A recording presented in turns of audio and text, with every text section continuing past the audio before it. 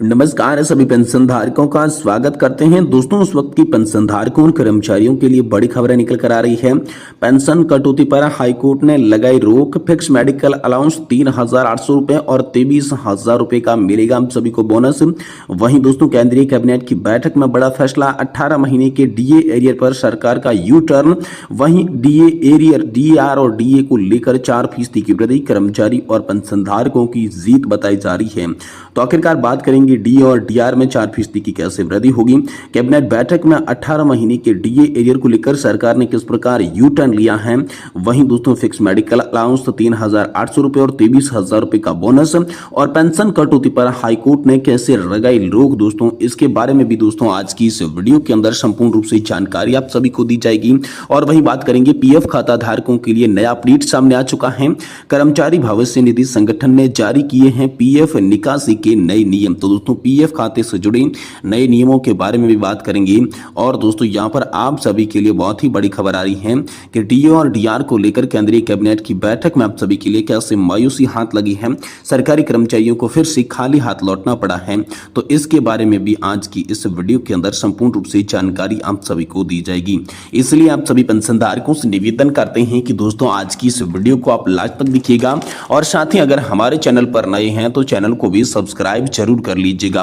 तो चलिए यहाँ पर सबसे पहले और बड़े अपडेट की ओर चलते हैं। जी हाँ दोस्तों, तो पेंशन में कटौती पर हाईकोर्ट ने रोक लगा दी है। फिक्स मेडिकल अलाउंस 3,800 रुपए आप सभी को किस तरीके से देखने को मिलेगा। वहीं 23,000 रुपए के बोनस को लेकर भी बड़ा अपडेट आप सभी के लिए सामने आया है। कैबिनेट की बैठक के दौरान आप सभी के लिए बड़ा फैसला लिया गया है। 18 महीने के डीए एरियर पर सरकार का यू टर्न लगता हुआ नजर आ रहा है। वहीं कर्मचारियों और पेंशन धारकों की जीत बताई जा रही है कि डीए और डीआर में 4% की बढ़ोतरी को लेकर आप सभी के लिए बड़ी खबर निकलकर सामने आ रही है। तो चलिए पूरी खबर को विस्तार से जानते हैं। देखिए, केंद्र सरकार के कर्मचारियों और पेंशन भोगियों के लिए बहुत ही बड़ी खबर सामने आई है। दोस्तों, विशेष कैबिनेट बैठक में महंगाई भत्ता और महंगाई राहत यानी कि दोस्तों डीए और डीआर में बढ़ोतरी पर फैसला लिया गया है। इस फैसले से लगभग 1 करोड़ केंद्रीय कर्मचारी और पेंशन भोगियों को लाभ मिलेगा। पिछले कुछ दिनों से कर्मचारियों के डीए बढ़ोतरी का इंतजार था। आमतौर पर सितंबर के अंत में डीए बढ़ोतरी की घोषणा की जाती है, लेकिन इस बार थोड़ी देरी हुई है। इस देरी के कारण कर्मचारियों में नाराजगी थी और उन्हें वित्त मंत्री निर्मला सीतारमण को एक पत्र भी लिखा था। तो दोस्तों, डीए का विवरण की बात करें तो मौजूद डीए का स्तर 50% था, जो कि जनवरी 2024 से ही लागू था।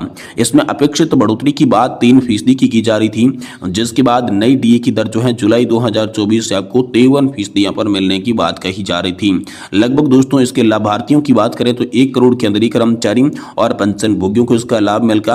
और इसकी जो प्रभावी तिथि है वो 1 जुलाई 2024 से थी। और पिछली बार में जो मार्च 2024 में महंगाई भत्ते की पिछली बढ़ोतरी घोषित की गई थी वो 4% थी। तो बढ़ोतरी का आधार माने तो दोस्तों अखिल भारतीय उपभोक्ता मूल्य सूचकांक यानी कि दोस्तों AICPI के आंकड़ों के आधार पर इसकी जो बढ़ोतरी की जाती है। और जुलाई से सितंबर 2024 के 3 महीनों का एरियर भी आप सभी को इसमें मिलेगा। इसको लेकर बड़ी खबर आई है।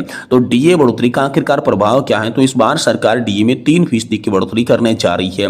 इसका मतलब है कि डीए अब 50% से बढ़कर 53% हो जाएगा। यह बढ़ोतरी जुलाई 2024 से ही लागू होगी।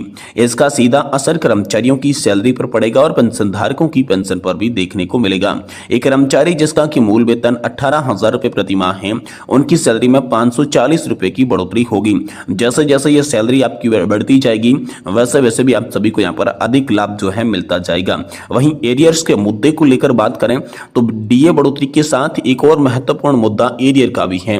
कर्मचारियों को जुलाई से सितंबर 2024 तक के 3 महीनों के एरियर भी मिलेंगे, लेकिन 18 महीने के डीए एरियर पर सरकार ने यू टर्न ले लिया है। कोविड-19 महामारी के दौरान सरकार ने जनवरी 2020 से जून 2021 तक डीए में बढ़ोतरी पर रोक लगा दी थी। इस दौरान 3 बार डीए बढ़ोतरी होनी थी, जो कि नहीं हुई है। कर्मचारियों की मांग थी कि इन 18 महीनों के एरियर्स का भुगतान किया जाए, लेकिन सरकार ने इस मांग को स्वीकार नहीं किया है। तो डीए के अलावा अन्य भत्तों में कैसे हम सभी के लिए बढ़ोतरी होगी। तो डीए के साथ कुछ अन्य भत्तों में भी बदलाव होता है, जिसमें मकान किराया भत्ता, यात्रा भत्ता, बाल शिक्षा भत्ता। इन भत्तों की दरें डीए के प्रतिशत में जुड़ी होती है। जैसे जैसे डीए बढ़ता है इन भत्तों में भी आप सभी के लिए वृद्धि होती है। वही बात करें कि डीए बढ़ोतरी और त्योहारी सीजन को लेकर बड़ी अपडेट आ रही है, जिसका विशेष महत्व है कि कर्मचारियों को त्योहारों पर अतिरिक्त खर्च के लिए राहत मिलेगी, बाजार में मांग बढ़ेगी जिससे व्यापारियों को यहाँ पर जो है फायदा होगा, अर्थव्यवस्था को गति मिलने की यहाँ पर जो है उम्मीद बताई जा रही है।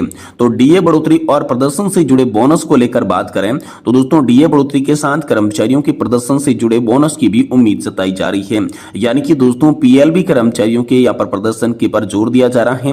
यह आमतौर पर दुर्गा पूजा के आसपास घोषित किया जाता है। इस बार पीएलबी की घोषणा में भी देरी हो चुकी है। तो दोस्तों डीए बढ़ोतरी और पेंशन भोगियों के लिए यहाँ पर बड़ी खबर है। डीए बढ़ोतरी का लाभ न केवल सेवारत कर्मचारियों को बल्कि पेंशन भोगियों को भी मिलता है। पेंशन भोगियों को महंगाई राहत यानी कि डीआर मिलती है। डीए की दर यहाँ पर जो है डीए के साथ डीआर की दर भी बराबर होती है। इस बार डीए 50% से बढ़कर 53% हो गया है। तो दोस्तों यहाँ पर हम सभी को डीआर भी 53% के रूप में देखने को मिलेगा। अब डीए बढ़ोतरी और राज्य सरकारों की बात करें तो केंद्र सरकार के साथ साथ डीए बढ़ोतरी के फैसले का असर राज्य सरकारों पर भी पड़ता है। कई राज्य केंद्र सरकार के फैसले के बाद अपने कर्मचारियों के लिए डीए बढ़ाते हैं। कुछ राज्यों में डीए दर केंद्र सरकार से अलग होती है।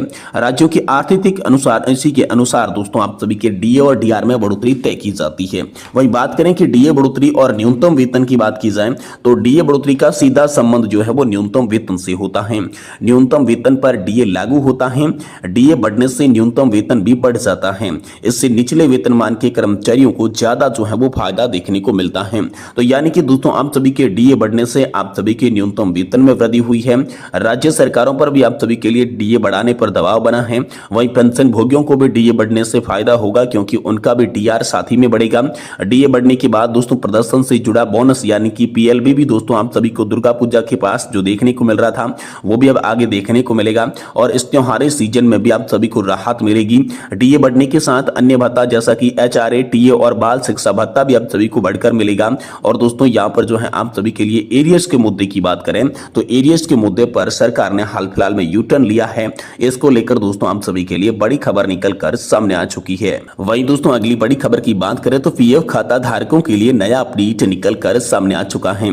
कर्मचारी भविष्य निधि संगठन ने जारी किए हैं पीएफ से जुड़े नए नियम। यानी कि आपके प्रोविडेंट फंड खाते से जुड़े कर्मचारी भविष्य निधि संगठन के नियम में बदलाव हुआ है। नए नियम आप सभी के लिए जारी हुए हैं। पीएफ निकालने से पहले पीएफ निकासी की पूरी जानकारी होनी चाहिए। कर्मचारी भविष्य निधि संगठन द्वारा पीएफ निकासी से संबंधित कुछ नियमों में संशोधन किया गया है। तो चलिए पूरे नियमों को जानते हैं। दोस्तों किसी भी प्राइवेट सेक्टर में कार्य करने वाले कर्मचारी के वेतन में से 12% उनके पीएफ में जमा होता है और लगभग 12% धनराशि उसकी कंपनी के द्वारा जमा की जाती है। कंपनी के द्वारा 12% में से 8.33% कर्मचारी पेंशन अकाउंट में प्रदान किया जाता है और एवं 3.67 कर्मचारियों के पीएफ अकाउंट में दिया जाता है। तो संबंधित महत्वपूर्ण नियमों की बात करें तो रिटायर्ड होने की बात करें जब कर्मचारी नौकरी से सेवारत हो जाती हैं तब अपने ईपीएफ अकाउंट में पूरी धनराशि को निकाल सकती हैं। भारत में प्राइवेट सेक्टर में रिटायरमेंट की आयु 58 वर्ष निर्धारित की गई है। वहीं 54 वर्ष की आयु पूरी करने पर दोस्तों जब कर्मचारी की आयु 54 वर्ष पूरी कर लेती हैं तब वे अपने ईपीएफ अकाउंट से 90% तक की राशि निकाल सकती हैं। ऐसा करने में कर्मचारी किसी भी प्रकार के कारण स्पष्टीकरण की आवश्यकता यहाँ पर नहीं होती है। वही बात करें कि नौकरी अगर छूट जाती है किन्हीं कारणों से तो ऐसी स्थिति में वह 1 महीने बेरोजगार रहने पर पीएफ का 75% विड्रॉल कर सकता है। बचे हुए 25% को नौकरी मिलने पर उसे ईपीएफ अकाउंट में ट्रांसफर कर दिया जाता है। यदि नागरिक 2 महीने तक के लिए बेरोजगार रहता है तो पूरी ईपीएफ की राशि को निकाल सकता है। और आपातकालीन स्थिति जैसे कि चिकित्सा के लिए बात करें तो मेडिकल इमरजेंसी जैसे केसों में कर्मचारी ईपीएफ निकालने के लिए किसी प्रकार की लिमिट नहीं होती है। वह अपनी आवश्यकता के अनुसार ईपीएफ निकाल सकता है।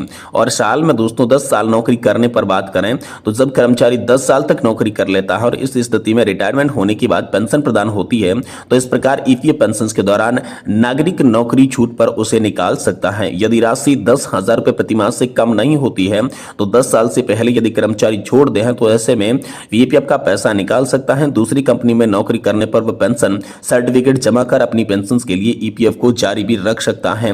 ईपीएफ को निकालने के लिए कर्मचारी को कंपनी द्वारा किसी भी प्रकार की परमिशन की आवश्यकता नहीं होती है। कर्मचारी अपने ईपीएफ को ऑनलाइन माध्यम से निकालने के लिए यूएन नंबर और पासवर्ड का प्रयोग कर सकते हैं। साथ ही वह क्षेत्रीय ईपीएफ कार्यालय में जाकर भी ऑफलाइन ईपीएफ की निकासी कर सकते हैं। यानी कि दोस्तों हम सभी के ईपीएफ में नियमों में भी बदलाव हुआ है और साथ ही दोस्तों सरकार ने हम सभी के डीए बढ़ोतरी की भी घोषणा कर दी है। ये बड़ी खबरें आप सभी पेंशनधारकों और कर्मचारियों के लिए हाल फिलहाल में निकल कर सामने आ चुकी है।